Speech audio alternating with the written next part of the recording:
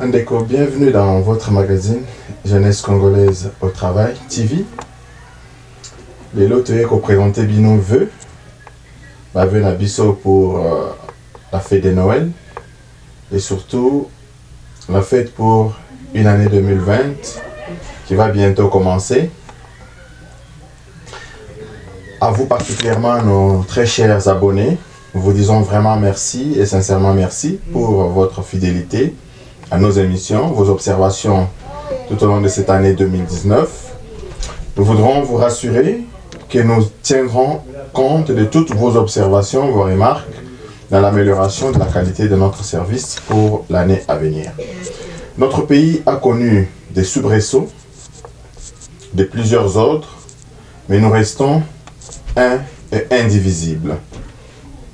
La divergence qui existe entre nous est le fruit de la pluralité politique, socio-économique de notre pays, qui fait en sorte que ces divergences sont de plus en plus très profondes. Mais n'oublions pas que en contribuant à l'élaboration des modèles de développement pour notre pays, nous construirons un pays uni, un pays prospère. Dès que vous avez vu nos politiciens, nous ne pouvons pas beaucoup compter sur eux. Nous devons nous mobiliser autour des idéaux de la réconciliation nationale et de l'unité nationale. La convergence parallèle qui existe parfois entre nos différents leaders ne doit pas laisser des fossés qui ne peuvent pas être comblés. Les réseaux sociaux sont remplis de très bonnes personnes qui contribuent par leurs remarques, leurs observations à l'émergence d'un Congo nouveau. Et aussi les réseaux sociaux sont remplis de personnes haineuses qui propagent la division, les tribalismes et parfois même la haine raciale. Mais ce n'est pas pour ceux-là que nous travaillons. Nous travaillons pour faire de notre diversité une force.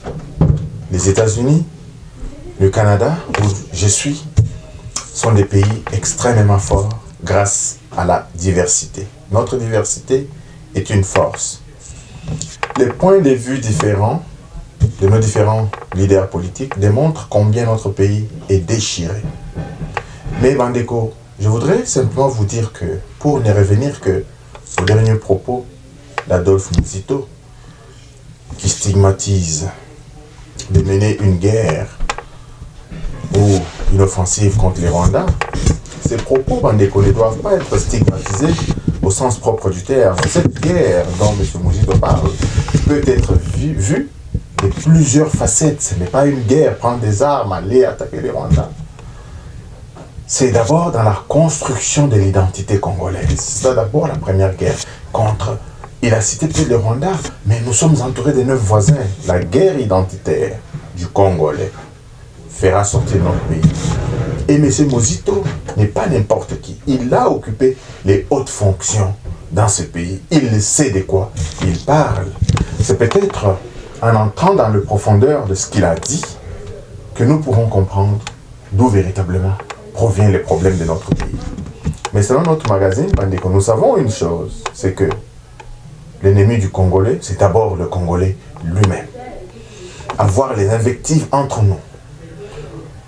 À peine 8 mois au pouvoir du président Félix Antoine Tshisekedi, les gens commencent à parler des nouvelles élections à venir en 2023. Nous vous avons dit que cette stratégie de la FCC ezali kaka pona ko freiner l'élan ya investisseurs.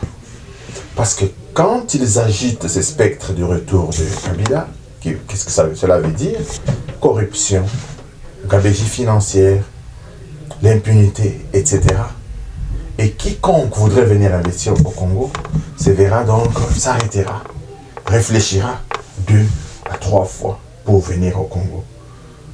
Donc la solution pour notre pays pour l'année qui vient, évidemment tout le monde le veut, une année d'action, en commençant par le président de la République qui a donné le ton, Premier ministre, gouvernement, chacun à son poste de responsabilité, doit se mobiliser pour commencer à être actif. Les enseignants à l'école, les médecins dans les hôpitaux, les infirmières, chacun à son poste de travail doit être actif pour redorer le blason thermique de notre chère épopée. Quant à notre magazine, nous travaillerons donc dans ce sens. Nous souhaitons à chacun et à chacune d'entre vous une bonne et heureuse année. Un grand remerciement à tous nos abonnés pour votre fidélité et surtout pour vos observations et vos remarques dans l'émergence donc de notre magazine qui veut travailler pour l'élaboration des modèles de développement pour un Congo moderne.